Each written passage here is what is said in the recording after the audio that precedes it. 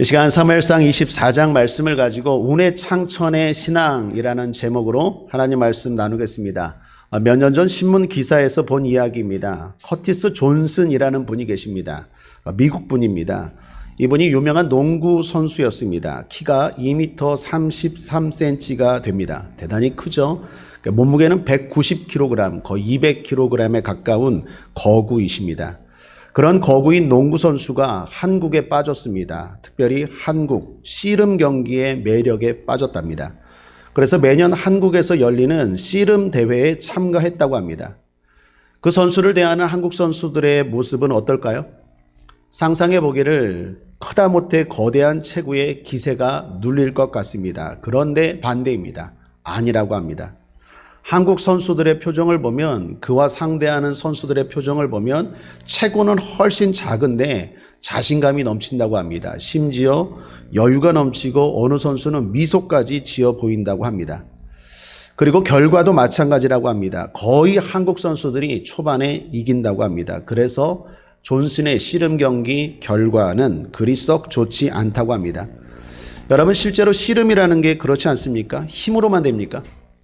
그렇지 않죠. 씨름에도 엄청난 기술이 있고 또 요령도 중요하고 경험도 중요하겠죠. 그래서 한국 선수들이 체구는 작지만 그 선수를 쉽게 이기더라라는 것입니다. 이 신문 기사를 보면서 갑자기 다윗과 골리앗이 생각났습니다. 다윗이 골리앗 앞에서 당당하죠. 자신감으로 넘쳤습니다. 마치 존슨 앞에 우리 한국 선수들처럼 여유롭기까지 합니다. 큰 소리까지 외칩니다. 말만 그런 것이 아닙니다. 실제로 대결의 결과도 다윗이 골리앗을 이겼습니다. 예상 외의 결과였죠. 비결이 뭡니까? 다윗이 여호와 니시, 승리케 하시는 하나님을 의지했기 때문입니다. 그렇습니다. 다윗의 복된 인생의 비결은 하나님을 의지했기 때문입니다. 그런데 중요한 것은 다윗은 골리앗을 이길 때만 하나님을 의지한 게 아닙니다. 쉽게 말하면 어려울 때, 힘들 때, 고난당할 때만 하나님을 찾은 게 아닙니다. 그는 늘 하나님을 의지했습니다. 또한 하나님을 의식하며 살았습니다. 하나님을 의지하고 하나님을 의식하며 사는 삶, 그것이 다윗 인생의 강점이다라는 것입니다. 오늘 본문을 보면 그렇습니다. 오늘 말씀은 계속해서 우리 사울이 다윗을 죽이고자 하는 이야기입니다. 그렇게 사울은 미친 듯이 다윗을 죽이고자 했습니다. 그런데 오늘 본문에서 다윗에게도 기회가 왔습니다. 다윗이 사울을 죽일 기회가 왔습니다. 그런데 죽이지 않습니다. 살려줍니다. 왜 그랬을까요? 하나님을 의식했기 때문입니다. 사랑하는 성도 여러분, 성도는 하나님을 의지할 뿐만 아니라 하나님을 의식하며 살아야 합니다. 그 사람이 성도입니다. 저와 여러분이 그렇게 살아야 될 줄 믿습니다. 그러면 그 결과는, 그 삶의 결과는 어떨까요? 손해일까요? 실패일까요? 아닙니다. 반대입니다. 복된 인생이 되더라라는 것입니다. 그러므로 오늘 본문의 다윗을 살펴보고 우리도 다윗처럼 그렇게 살 수 있기를 주님의 이름으로 권면하고 축복합니다. 자, 그렇다면 오늘 말씀 한 세 가지 정도로 또 정리해서 나누고 뜨겁게 함께 기도하길 원합니다. 첫 번째, 다윗처럼 하나님을 가까이 하라라는 것입니다. 사울이 다윗을 죽이고자 했습니다. 그의 미움이 쉽사리 가라앉지 않습니다. 이것이 사람의 악한 본성입니다. 그런데 사울의 모습을 보면 악한 본성만으로는 설명할 수 없습니다. 이건 분명히 악한 사단의 역사이기도 합니다. 수요 예배 드린 분들은 아시죠? 수요 예배 드렸을 때 지난주 에베소서 말씀에서 4장 후반부에 뭐라고 했습니까? 새 사람이 된 성도의 특징 중에 두 번째 특징이 뭐죠? 감정에 대하여 통제할 줄 알죠. 감정에 대하여 심각하게 중요하게 생각하죠. 성도가 되기 전에는, 새 사람이 되기 전에는 내 감정인데 뭐 화나는 대로, 짜증나는 대로, 원망하는 대로, 미워하는 대로 그냥 내버려둬요. 그러나 새 사람이 되면, 성도가 되면 그렇지 않아요. 그 감정을 통해 사탄이 역사한다는 것을 분별해요. 그래서 성경이 뭐라고 말합니까? 해가 지도록 분을 품지 말라. 화를 내어도 품지 말라 그랬죠. 왜요? 마귀로 틈을 타지 못하게 하라. 그러니까 마귀에게 틈을 주는 거예요. 반드시 마귀가 역사합니다.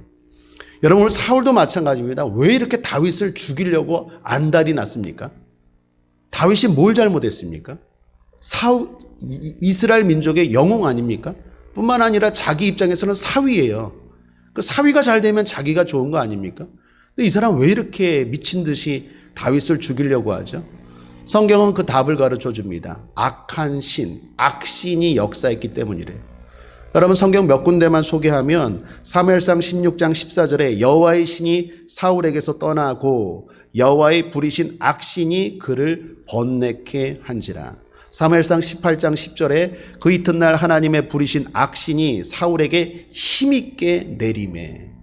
사무엘상 19장 9절에 사울이 손에 단창을 가지고 그 집에 앉았을 때 여호와의 부리신 악신이 사울에게 접하였으므로. 사랑하는 여러분, 귀신이 있습니다. 악신이 있습니다. 악령이 있습니다. 마귀가 있습니다. 사탄이 있습니다. 분별하고 사십시오. 눈에 안 보인다고 없는 게 아니라 분명히 있어요. 있을 뿐만 아니라 우는 사자처럼 날마다 우리 주변을 공격하려고 노린다고 말합니다. 어떨 때 어떻게 노립니까? 어떤 게 틈을 주는 겁니까? 시기심, 분노, 미움, 원망, 이런 불쾌한 감정들, 섭섭한 감정들, 꿍한 것들, 이런 것들이 사탄을 불러오는 거예요. 그리고 반드시 사탄이 역사하면요, 이 말도 안 되는 미친 짓을 해요. 그 왕 아닙니까? 뭐가 부족한 게 있어요. 그런데 이런 엉뚱한 일을 하더라라는 것입니다. 결국 사울은 자기 스스로 파멸의 길로 걸어 들어가고 있다라는 것입니다. 사랑하는 여러분, 우리는 악신이 아니라 성령으로 충만해야 하겠습니다. 사울이 왜 악신에 사로잡혔습니까? 그가 하나님을 떠났기 때문입니다. 하나님을 떠나면요, 감정 하나도 통제가 안 돼요. 털어버리질 못해요. 그거 그냥 쉽게 이렇게 털어버리면 되는데 그걸 털어버리지 못하고 꿍하니 가지고 1년, 2년 무슨 발효시키는 것 된장도 아니고 그냥 삭혀요. 여기서 하나님 말씀을 묵상해야 되는데 그게 한이야, 한. 그러니까 한이 많다라는 것은 믿음이 없다는 것과 똑같아요. 사랑하는 여러분, 십자가의 사랑으로 해결하시길 바랍니다.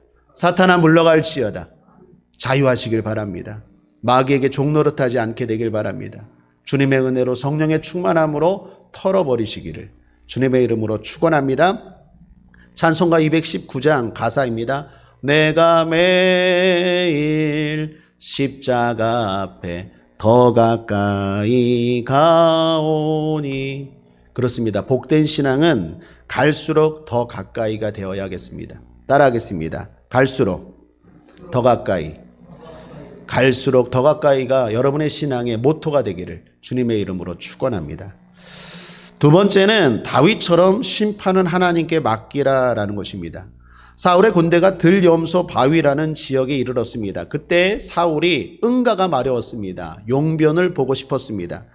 그래서 작은 굴에 들어가 입구 쪽으로 향하여 앉아서 용변을 보았습니다. 성경에는 발을 가리우다라고 표현을 했는데 완곡한 표현, 조금 포장한 표현입니다. 실제로는 응가가 마려웠다라는 것입니다.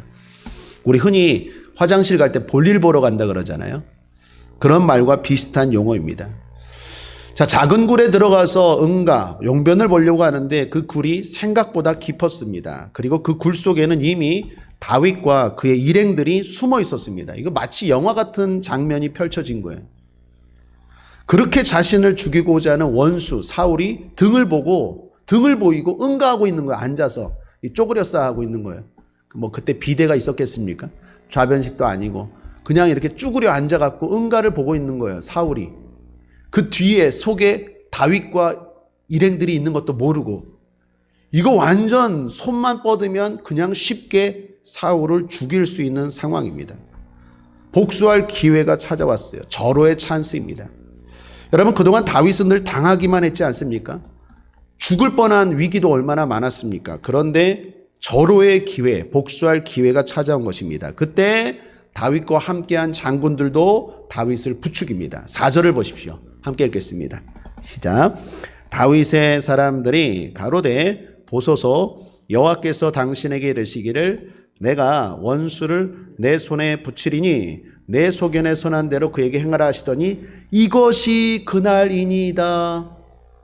다윗 옆에 있는 부하들이 말합니다. 이것이 그날입니다. 왕이시여, 기회가 왔습니다. 그러면서 뭐라고 말합니까? 신앙적인 이야기를 합니다. 이는 여호와께서 당신에게 이르시기를 내가 원수를 내 손에 붙이리니 라고 했던 그 말씀이 지금 이루어진 겁니다. 그러니까 뭐요? 복수하십시오. 이건 신앙적으로도 옳은 일입니다. 문제되지 않습니다. 라고 다윗을 부추깁니다. 그런데 여기 사실 짚고 넘어갑시다. 여러분, 이 말은 진실이 아닙니다. 다윗의 부하들이 한 말은 거짓입니다. 성경 어디를 봐도 하나님께서 사울을 붙이겠다, 그러므로 그 원수를 네 손으로 갚아라 라고 한 적이 없어요. 제가 아무리 찾아봐도 그런 말을 하나님께서 하신 적이 없어요.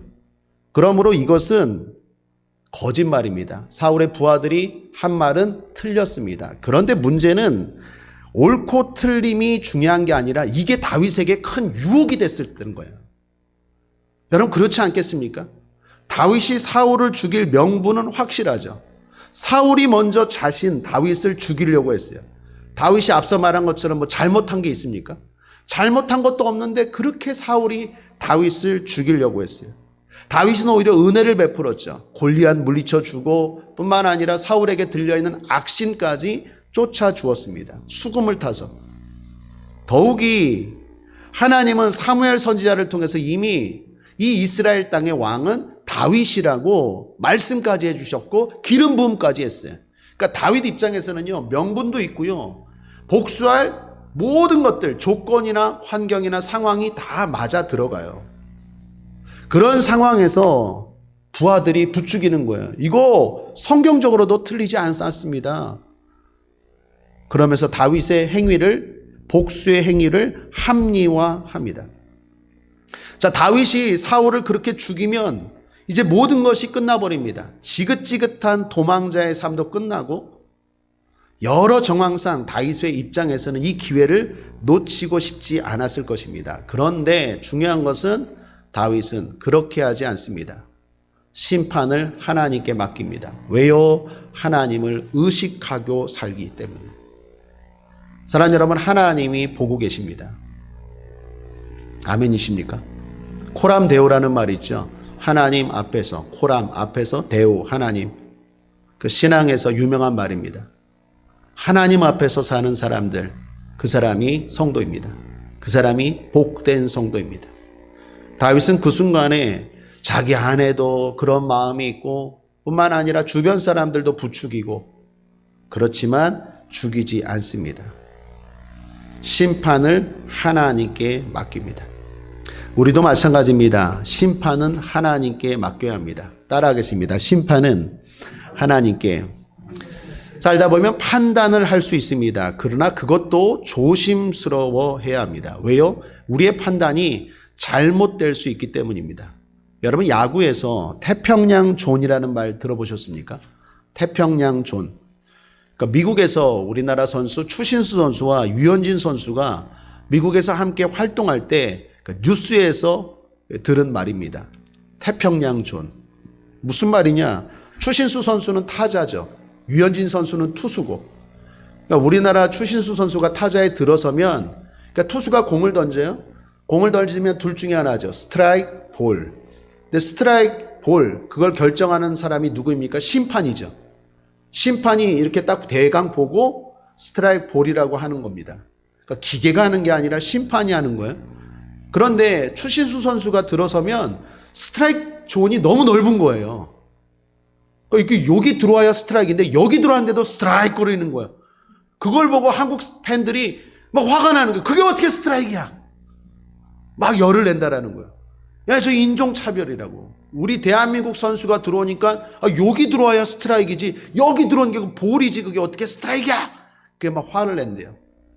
그런데 반대로 유현진 선수가 투수로 나오는 경기를 하면 유현진 선수가 던지면 어떻게 할까요? 그렇죠.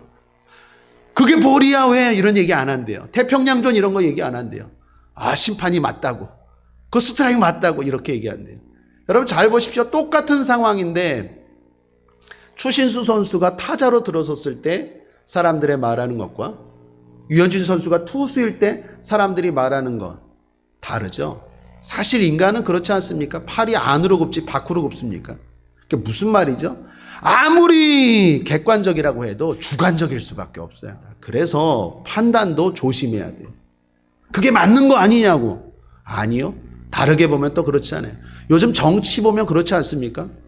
막 그 사람은 나쁜 사람이라고 했던 사람이 어느 날 보니까 또 그 사람 보좌관으로 막 달리고 있어요. 이게 도대체 어떻게 된 건지. 또 이 사람은 흠이 없는 사람이라고 막 무슨 뭐 총장 무슨 장관으로 세웠는데 이번에는 또 반대쪽에 쓰니까 그 사람은 나쁜 사람이라고. 이 도대체 뭐가 맞는 거예요? 사람의 판단이라는 게 그렇다라는 거예요. 그래서 사람은 판단도 주의해야 합니다. 그래도 판단은 어느 정도 가능해요. 성경도 그것을 허용하고 용인합니다. 그러나 심판은 아닙니다. 판단은 그래도 가능하지만 심판은 아니에요. 심판은 하나님께 맡겨야 돼요. 심판은 하나님의 소관입니다. 하나님께 맡기고 우리는 어떻게 해요? 선으로 악을 이겨야 됩니다. 히브리서 10장 30절 원수 갚는 것이 내게 있으니 내가 갚으리라 하시고 또다시 주께서 그의 백성을 심판하리라 말씀하신 것을 우리가 아노니 하나님이 심판하십니다.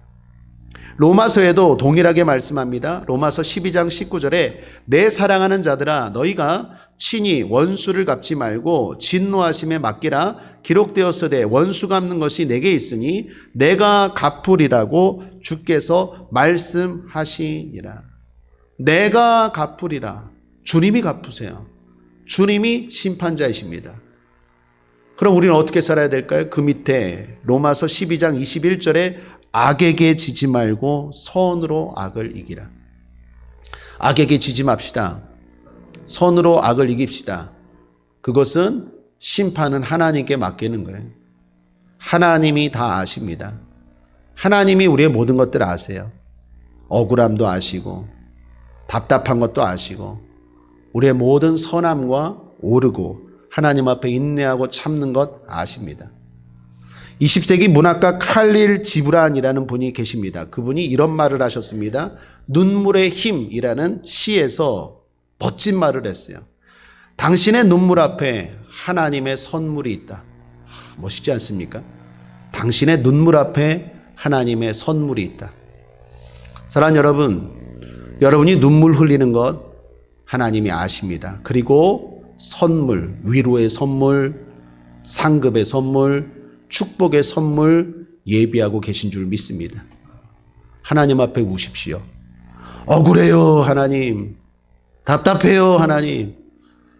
괴로워요, 하나님. 불공평해요, 하나님. 하나님 앞에 눈물 흘리십시오. 부르짖으십시오.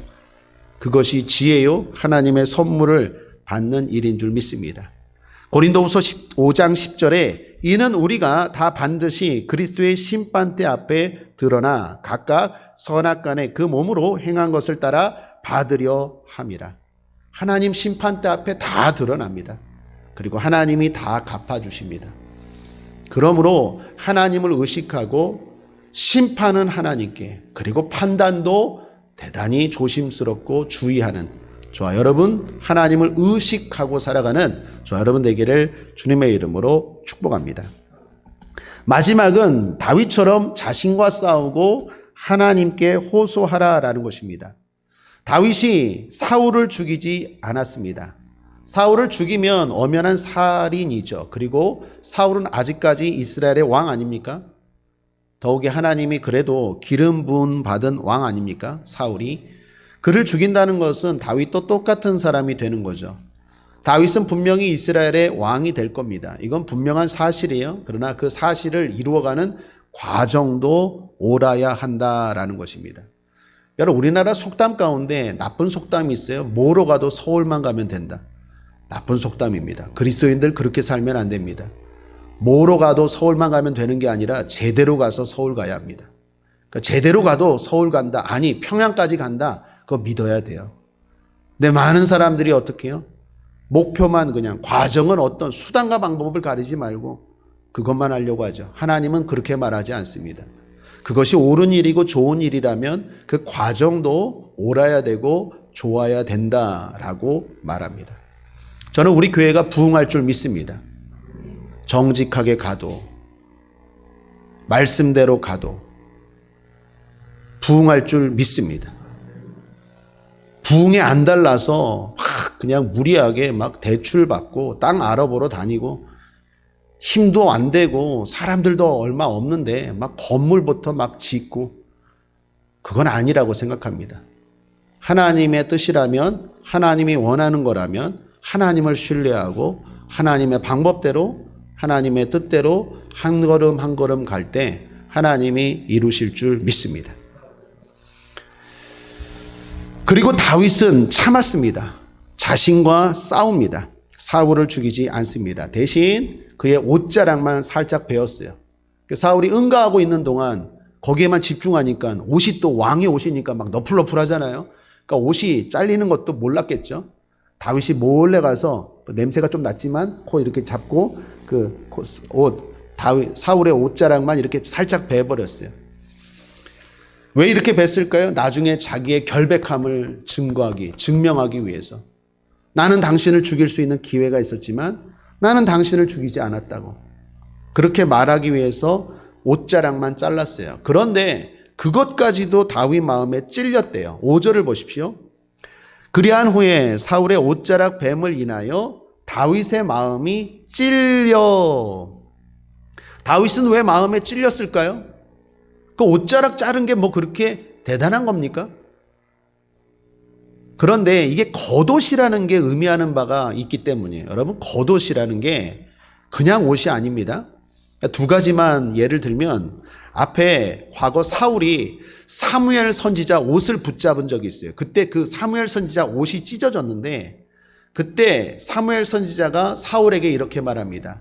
당신의 나라가 이 옷이 찢어진 것처럼 당신으로부터 다른 자에게 주어질 것입니다. 라고 사무엘 선지자가 말했어요. 또 하나는 사울의 아들 요나단이 자신의 겉옷을 다윗에게 주었어요. 그냥 겉옷 준 게 아니라 그것은 내가 아버지 왕 사울의 아들이지만 내 왕권을 다윗 너에게 이양한다라는 의미로 준 게 뭡니까? 겉옷이에요. 그러니까 이 겉옷이라는 건 나라, 왕권, 권위 이런 걸 상징하는 거예요. 다윗이 그 겉옷을 잘랐다라는 것은 그리고 그것 때문에 마음이 막 찔렸다라는 것은 어느 순간 다윗 마음에도 어떻게 해요? 그 나라에 대한 욕망과 욕심이 있었다라는 거예요. 그게 남들은 모르지만 다윗은 어떻게 해요? 죄책감이 든 거예요. 여러분 무슨 말입니까? 다윗은 그만큼 자기 자신과 철저하게 싸웠다라는 거예요. 사랑하는 여러분, 우리도 그렇습니다. 세상 사람들이 뭐라 그래도 하나님 앞에서 저와 여러분의 싸움입니다. 남들은 괜찮다고 말해도 아니요. 우리는 더 높은 도덕성을 가지고 더 높은 수준을 가지고 어떻게 해요? 우리 안에 보이진 않지만 내가 품었던 그 나쁜 감정들, 욕심들, 욕망들까지도 다윗처럼 싸우는 사람, 철저하게 싸우는 자가 되어야 할 줄 믿습니다. 왜 그렇습니까? 우리는 더 큰 것을 바라보는 사람이잖아요. 하나님은 우리를 향한 더 큰 계획을 갖고 있는 줄 믿습니다. 그래서 어떻게 해요? 더 철저하게 조금이라도 잘못된 마음을 놓고 어떻게 해요? 하나님 앞에 기도하는 거죠. 그래서 일전에 제가 그런 제목으로 설교한 적 있죠. 왜 그리스도인들은 회개가 많은가? 왜 우리는 회개가 많습니까? 더 큰 것을 바라보기 때문이에요. 더 많은 죄를 지어서 회개가 많은 게 아니에요. 여러분 우리가 뭐 솔직히 세상 사람과 비교할 때 더 큰 죄 짓습니까? 50억 먹었습니까? 안수 입사님? 아니면 뭐 누구 죽이고 오셨습니까? 그런 거 없잖아요. 그럼에도 불구하고 우리가 맨날 회개합시다. 이게 무슨 말입니까? 그런 특별하게 큰 죄를 짓지 않지만 우리가 회개하는 것은 다윗처럼 어떻게 해요? 내 안에 조금 된 잘못된 욕망과 욕심과도 철저하게 싸우는 거예요. 왜요? 더 거룩하고 더 높은 것을 바라보기 때문에. 그 사람이 그리스도인이요? 그 사람이 성도요, 저와 여러분이 이 밤에 모인 이유인 줄 믿습니다. 사랑하는 여러분, 더 높은 곳을 바라보십시오. 그리고 다윗처럼 철저하게 조금이라도 잘못된 것 가지고도 자기 자신과 싸우는 저와 여러분 돼야 될 줄 믿습니다. 그렇게 사울은 용변을 보고 이제 일어났습니다. 어느 정도 갔을까요? 사울을 향해서 다윗이 외칩니다. 자신의 결백함을 주장해요. 그리고 큰 소리로 호소합니다. 그런데 다윗의 호소를 보면 이게 사울에게 하는 것 같지가 않아요. 하나님께 하는 것처럼 보입니다. 12절을 보십시오. 12절. 여호와께서는 나와 왕 사이를 판단하사 나를 위하여 왕에게 보복하시려니와 내 손으로는 왕을 해하지 않겠나이다. 그렇습니다. 다윗은 지금 어떻게 해요? 사울에게 말하는 것 같지만 하나님께 호소하는 거예요. 다윗도 사람 아닙니까? 다윗도 억울하죠. 그 억울한 마음을 다윗은 지금 누구에게 호소합니까? 하나님께 호소하고 있는 거예요. 사랑하는 여러분, 우리도 답답하죠. 더 높은 곳을 바라보고 더 좋은 것을 바라보지만 우리도 어쩔 때는 답답하고 억울할 때 있지 않습니까? 그때 해야 될 일이 뭐죠? 하나님께 호소하는 거예요. 다윗처럼.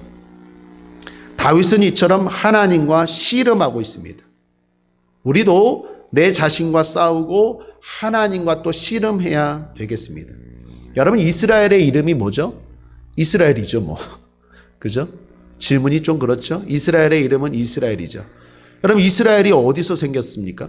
야곱, 아브라함, 이삭, 야곱, 요셉 중에 야곱이 야복강가에서 하나님과 씨름하고 나서 받은 이름이 이스라엘이죠. 그 이스라엘이라는 이름을 지금도 이스라엘이 사용하고 있죠. 그 이스라엘이라는 이름의 뜻이 뭐예요?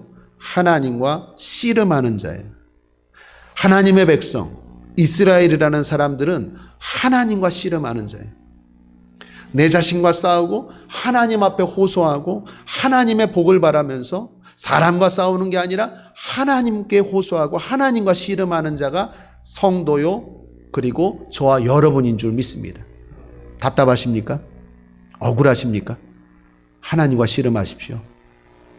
그것이 지혜요, 거기에 승리의 비결이 있는 줄 믿습니다. 오늘 이 밤이 하나님과 씨름하고 하나님의 응답을 받는 거룩하고 복된 성탄 2부 되기를 주님의 이름으로 축복합니다. 그래서 오늘 이 밤이 메리 크리스마스예요. 기쁘시길 바랍니다. 행복하시길 바랍니다. 끝으로 두 가지 이야기로 오늘 말씀을 정리하고 기도하길 원합니다. 그 모나리자라는 그림이 있죠. 레오나르도 다빈치의 모나리자. 세계적으로 유명한 그림입니다. 이 모나리자라는 그림이 유명한 이유는 그 그림의 여인의 그 입가에 머금은 미소 때문이라고 합니다. 그림을 보는 사람들마다 그 여인의 미소가 아주 대단히 이렇게 감동이 된대요. 아주 신비롭대요. 그런데 이 다빈치가 이 모나리자라는 그림을 그리게 된 이유가 이렇다고 합니다. 다빈치가 저녁 노을 질 시간에 제자들과 함께 집으로 가고 있을 때 한 여인을 발견합니다. 그 여인이 문 밖에서 나와서 남편을 기다리고 있었던 여인이래요. 근데 그때 그 여인의 모습이 너무 아름답고 인상적인 거예요. 그래서 그걸 그림에 담아야겠는데 화선지 그랬는데 종이가 있습니까? 제자들과 그냥 집에 가다가 길가에서 그 종이가 없으니까요. 그 옆에 마구간이 있었나 봐요. 무슨 방앗간인가 마구간인가 모르겠는데 거기에 그 벽에 그 술통 뚜껑이 있었대요. 그러니까 제자들이 그 술통 뚜껑을 갖다 주고 숫덩이 있죠. 숫덩이 갖고 이렇게 그렸대요. 그 미소를 놓치지 않으려고. 그리고 그렇게 그리고 나서 그 그림을 나중에 종이에다 옮긴 게 모나리자라는 그림이래요. 세계적으로 지금도 유명한 그 그림. 가장 아름답다고 말하는 그 여인의 미소는 신랑을 기다리는 신부의 미소래요. 여러분, 우리의 신랑이 누굽니까? 김영진입니까? 우리의 신랑 예수님이죠. 우리는 누구입니까? 신부죠. 신부된 성도가 신랑 대신 예수님을 기다리는 모습이 제일 아름다운 거예요. 내 힘으로 해보려고 하고 내 답답한 것, 내 억울한 것, 네가 내 뺨때기 한 대 때리면 난 2대 때리고, 그렇게 살아가는 건 아름답지 못해요. 지혜롭지도 못하고. 그건 성경이 말하는 성도의 삶이 아니에요. 가장 아름다운 삶은 뭡니까? 신랑 되시는 예수님의 도우심을 바라고, 그분을 기다리고, 미소 짓고, 믿음으로 바라보고 기도하는 그 여인, 그 성도의 모습이 이 세상에서 가장 아름답고 지혜로운 삶의 모습인 줄 믿습니다. 그래서 오늘 우리가 아름다운 거예요. 그래서 오늘 우리가 지혜로운 사람인 줄 믿습니다. 제가 좋아하는 사자성어 가운데 운외창천이라는 말이 있습니다. 오늘 설교의 제목입니다. 운외창천의 신앙. 사자성어를 그렇게 많이 모르지만 이 운외창천이라는 말은 제가 늘 기억하고 좋아하는 사자성어입니다. 뜻은 구름 너머에 하늘이 있다라는 뜻이에요. 구름 너머에 하늘이 있습니다. 이 사전적인 정의가 이렇습니다. 어두운 구름 밖으로 나오면 맑고 푸른 하늘이 나타난다는 뜻으로 온갖 난관을 극복하면 성공한다는 말입니다. 그래서 절망해서는 안 된다는 격려의 말로 사용하는 사자성어입니다. 이게 네이버에서 운해창천에 대한 사전적 정의입니다. 구름 너머에 하늘이 있습니다. 그래서 절망하지 말라고 세상 사람들 서로 격려할 때 운해창천이라는 말을 씁니다. 사랑하는 여러분, 성도는 더욱더 절망하지 말아야 됩니다. 왜 그렇습니까? 구름 너머에 하나님이 계십니다. 그 하나님을 바라보고, 그 하나님을 기다리고, 그 하나님을 향해서 미소 짓고 기도하는 그 사람, 결코 어리석은 사람도 아니고 결코 낭망할 사람도 아니고 그 사람이 가장 복된 사람이고 희망의 사람인 줄 믿습니다. 구름이 가려져 있어도 하늘은 있듯이 내 눈에 보이지 않지만 하나님은 여전히 계시고 또 우리의 기도를 들으시고 계신 줄 믿습니다. 기도를 들으실 뿐만 아니라 우리를 도우시고 또 역사하여 주실 줄 믿습니다. 그러므로 어떤 상황에서도 다윗처럼 하나님 바라보고 하나님을 의지하고 하나님을 의식하며 살아가는 저와 여러분 되기를 주님의 이름으로 축복합니다. 말씀을 정리합니다. 다윗처럼 하나님을 가까이 하고 다윗처럼 심판은 하나님께 맡기고 다윗처럼 자신과 싸우고 하나님께 호소하는, 그리고 절망하지 않는 저와 여러분이 됩시다. 고난의 먹구름은 지나갑니다. 운의 창천, 구름 넘어 하나님이 계십니다. 기도하겠습니다. 하나님 아버지 감사합니다. 오늘 우리가 주님을 기다리는 마음으로 미소를 지으며 기쁨으로 믿음을 가지고 구름 너머에 계신 고난의 먹구름 그 뒤에 계신 하나님을 바라보고 기도합니다. 여기 하나님의 거룩한 자녀들 축복하여 주옵소서. 우리의 부르짖음에 주님 속히 응답하여 주시옵소서. 믿고 기도하오니 주님 역사하여 주실 줄 믿습니다. 축복하여 주시옵소서. 그리하여 오늘 성탄 2부의 밤이 정말 기쁨의 밤, 승리의 밤, 영광의 밤이 될 줄 믿습니다. 주님 역사하여 주시옵소서. 감사드리며 예수님의 이름으로 축복하고 기도했습니다.